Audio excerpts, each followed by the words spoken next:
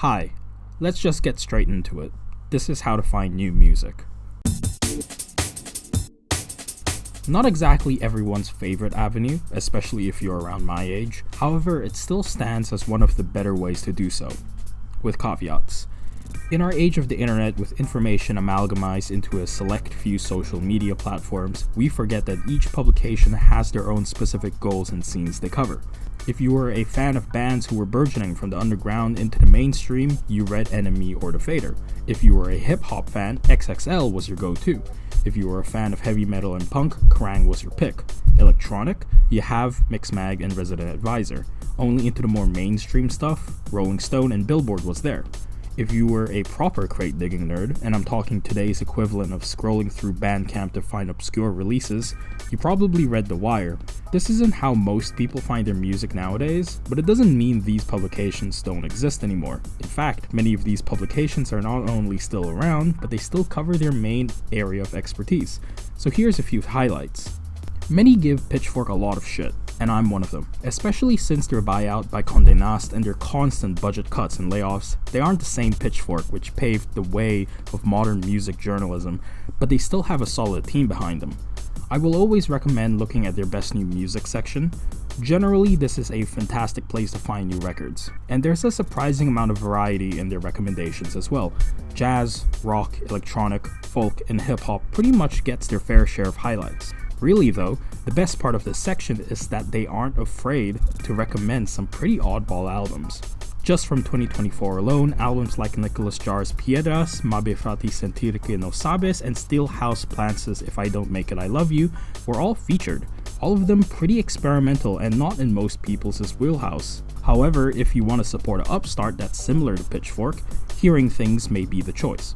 Hearing Things was started by various ex-Pitchfork members, including one Andy Cush, who scored 2024's beloved Diamond Jubilee a 9 and sending it into indie stardom, and is essentially out to recreate the magic of Pitchfork's early years.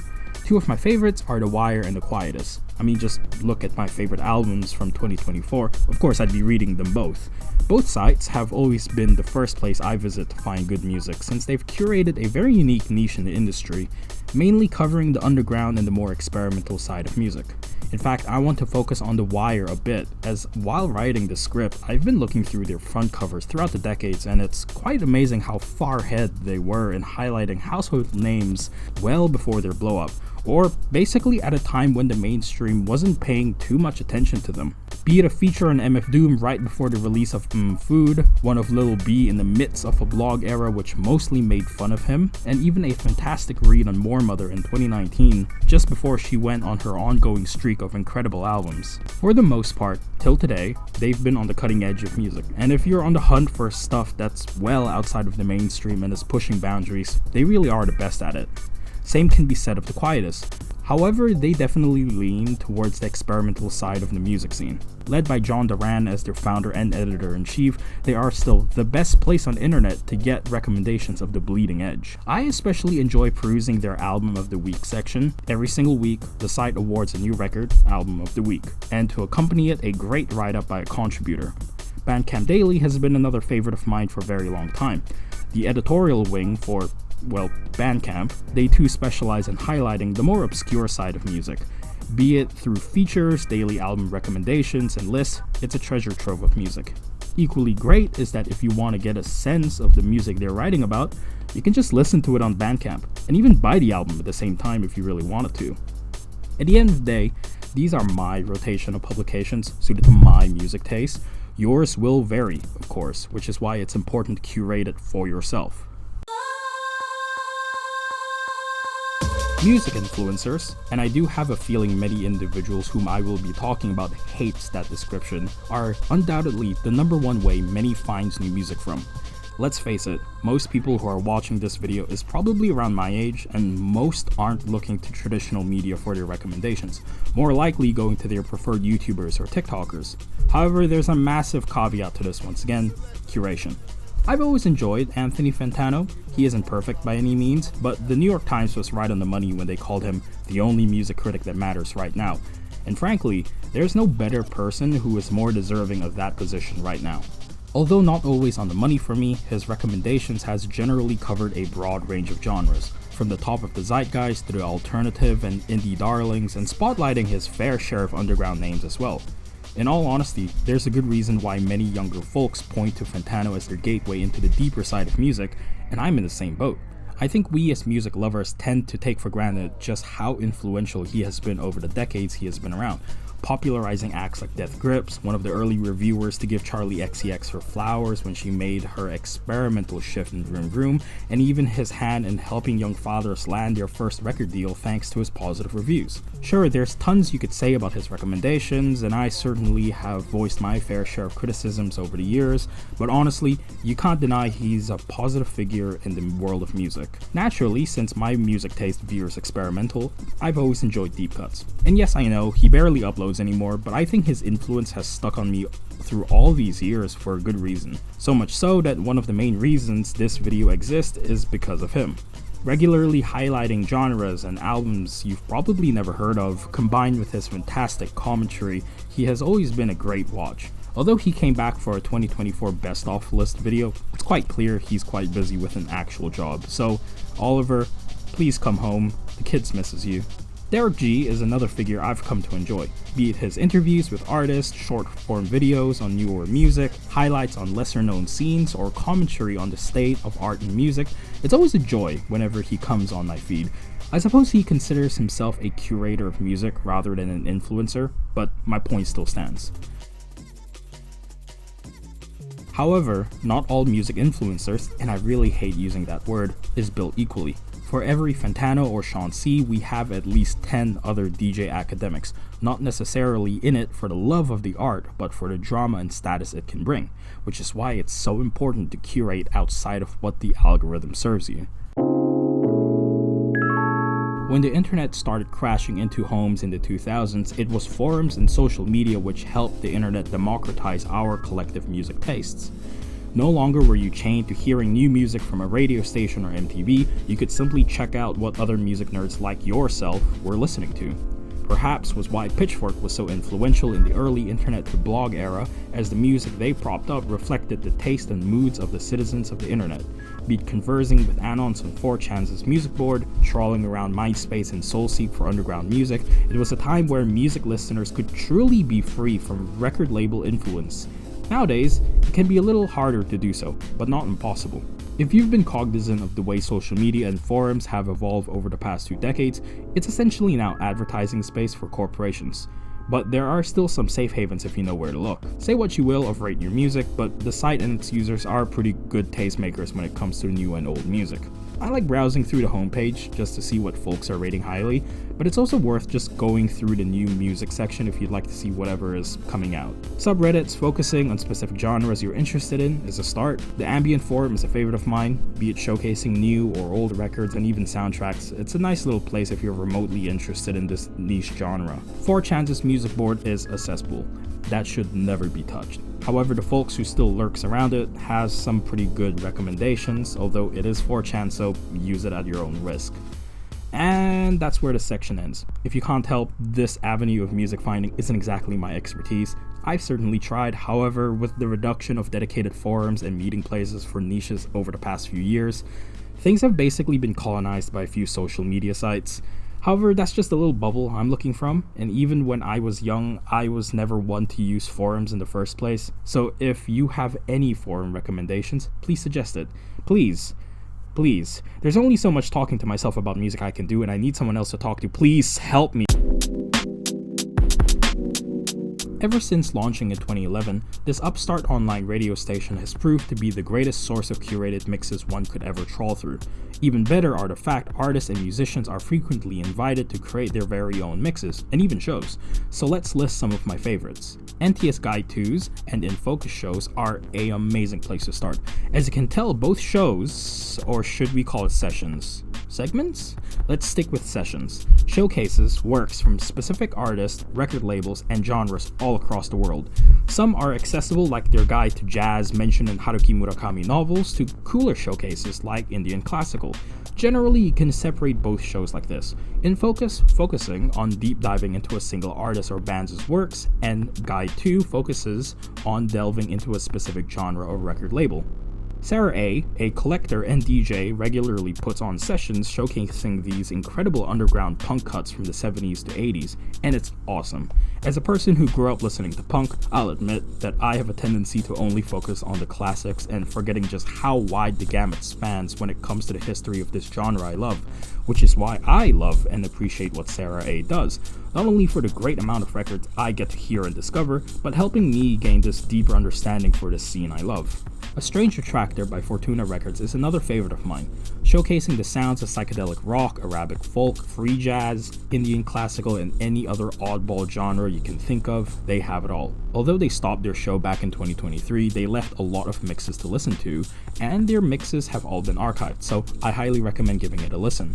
It too has been a while since Theo Parrish came onto NTS with his hulking mixes, however I still go back to them as they are incredible introductions into the world of soul, house, disco, and funk, and frankly his multi-hour mixes serves as great background playlists to put on while cleaning up the house. Reimagining Country by Jamal Kadar is one I wish more country fans would listen to.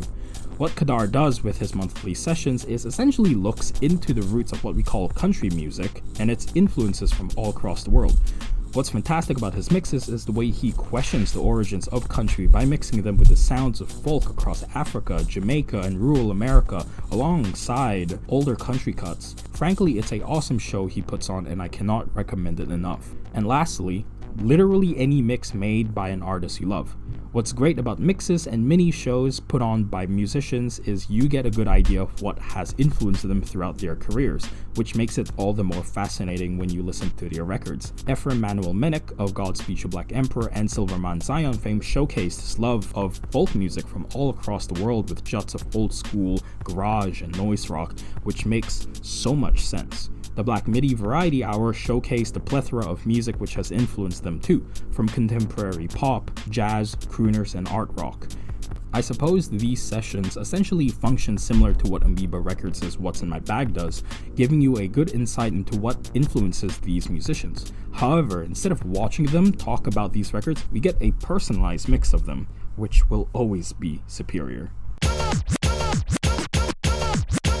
What we tend to forget is that large music labels are essentially a jack of all trades, but always a master of none, which is why we turn to independent labels or at least smaller imprints of mega music labels which are spearheaded by a curator. Rap fans would know this well. If you're a fan of J. Cole, it's absolutely worth looking through Dreamville's roster. Fan of Kendrick Lamar, Top Dog Entertainment is a good place to start. Playboi Carti fans also knows this well enough with Opium. I suppose it shouldn't be too obvious why smaller labels like signing artists of a particular sound. Great labels are, at the end of the day, curator of artists they share a vision with. Factory Records was a Manchester-based label and was responsible for putting on Joy Division and eventually New Order, amongst other Manchester-based post-punk acts, putting the city's music scene on the map because its founders came from its scene. Of course, these are just relatively famous examples, so here's a few record labels which I love. International Anthem has been a long-time favorite of mine ever since I first heard Jeff Parker's Suite for Max Brown. Mainly focusing on jazz, the Chicago-based label has for the past decade been putting on some of the most forward-thinking acts. Jeff Parker is probably its most notable regular, however folks like Ben Lamar Gay, Moore Mother's Irreversible Entanglements, and the late Jamie Branch were all prominent artists in their wings. Yet another great jazz label is the Norwegian-based Hubro. Actually, to all post-punk and post-rock fans out there, you really should be paying attention to this label. The Scandinavian jazz scene has been coming out with some of the most enthralling cuts from the past few decades, regularly fusing the sounds of post-rock, krautrock, and free jazz into these insane chimerical combinations. Would highly recommend checking out Monster's Dust Breathing. For all metal and hardcore fans out there, the Flenser has always been solid. Initially starting up in the 2010s as an avenue to release black metal from America, it obviously became more than that. Be it Chat Pile, Have a Nice Life, Street Sex, or White Suns, their roster of musicians is solid. Sacred Bones Records' sound can be a little hard to pin down, but I suppose you can broadly categorize it as underground and experimental. I only say this as it's quite clear the label isn't very worried about sticking to a particular genre or scene. Rather, it's more of a vibe thing, which makes them all the more unique. Example, their roster right now includes Spelling, Blank Mass, The Men, and Boris. Different genres, different sounds, but similar vibe. Honestly, it's quite hard to explain, but if you've listened to all their records, you get what I mean. Although not everyone's cup of tea, as a fan of ethnomusicology and field recordings, Sublime Frequencies hits the spot for me. Focused on curating and collecting old international records and field recordings, they regularly release albums which highlight specific regions' music scenes and time periods. Some favorites of mine are their collection of Furong Tam's songs, Martine Tucker's field recordings in Bush Taxi Mali, and their compilations of Balai Hamdi's compositions. I most definitely just butchered that name. Okay, I'm starting to realize just how many record labels there are out there, so I'm gonna list a bunch more in rapid succession. Ravaging International is a great label for lovers of experimental and avant-garde composers. Fans of classical and jazz will be very familiar with ECM. If you'd like to get into the contemporary scene of these genres, they're a great label. For the electronic lovers, Brainfeeder is an incredible one, and so is Warp, but I'm pretty sure everyone is familiar with the latter. When it comes to the cutting edge of experimental music, Cranky has always been a great place. Epitaph is yet another amazing label who always puts on incredible punk rock acts. Fool's Gold's Record are a great label when it comes to the house and club scene and even putting on some great hip-hop like Danny Brown. Although I do feel like Stone's Throw is resting on their laurels a bit, they still do prop up some pretty cutting-edge hip-hop. And that's all off the top of my head right now. I'm sure I've missed at least a dozen other labels out there, so if you have any other recommendations, do leave it in the comments, and I know editing me will also think of a dozen more, so here's a dozen more labels you should check out. If there's one takeaway to all of this, it's that finding curators you trust is key. Be it writers, DJs, musicians, commentators, or independent record labels, these tastemakers are who we should be relying on to prop up great music, and for us to pay attention to. But the onus also falls on you, the listener, to discern and curate your tastemakers. You may ask, why no mention of YouTube or Spotify's curated playlists? Well, there's some major red flags behind them. Although Liz Pellice's recent book, Mood Machine, only focuses on Spotify's strategy towards music curation and the music business, it's not hard to look at it from a broader perspective of the streaming industry at large. As she writes in her book, the people behind Spotify were never for the artists, and conversely, its curated playlists have never been for the sake of spreading good art, rather to keep retention time up. As Pelly explains, these playlists are solely based off statistics and created with songs in it that they know will perform the best. Not only that, the promises of these playlists functioning as a sort of mood enhancer or mellower complicates things even more. When artists make albums, they can see statistics of which of their tracks perform the best and are most frequently being put into playlists. Many of these tracks tend to be of a mellower mood, catchy but not insanely memorable, chill but not drowsy, fitting a specific mood but not so much as to get a visceral reaction. If it isn't obvious, those tracks tend to make the most money. And in an era where making a living is getting harder and harder to do so in the music industry, this practically forces musicians to make albums filled with songs like these.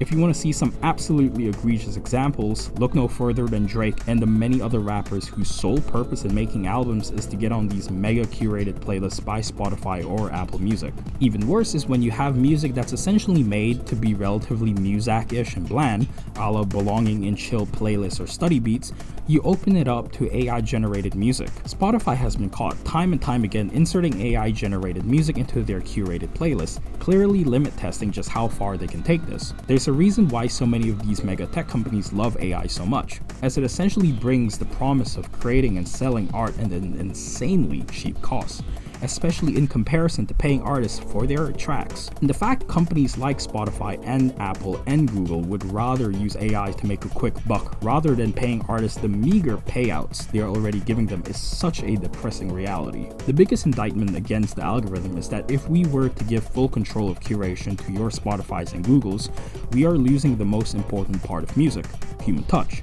If more and more artists are forced to make music of a certain ilk, what happens to those who are pushing the boundaries? What will be made of your Swans, Ahmeds, Godspeed You, Tim Hecker, More Mother, Still Houseplants, and many more, all of whose music will never be able to conform to these mood-based playlists which the algorithm loves pushing. We are in the Muzak-ification of music right now, as Fantano puts it so succinctly in his interview with Liz Pelly. So many in the mainstream are only making these pallid records which essentially pacifies listeners rather than electrify, as one madman put it. So I will end it with this. Never trust the algorithm. Yes, out of all the methods of music finding, succumbing to the algorithm is the easiest. However, they are not your friend, nor do they love art. The only thing they seek to do is commodify it.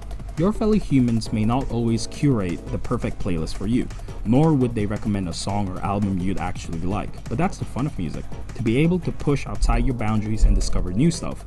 You have no idea how many times I've been to NTS searching for a bossa nova mix, only to end up falling in love with an obscure deep dive into a record label. Or when I randomly stumble across a glowing review of an underground album on Pitchfork, decide to give it a listen and fall in love with it. AI and the algorithms cannot replicate that, and frankly, it never will.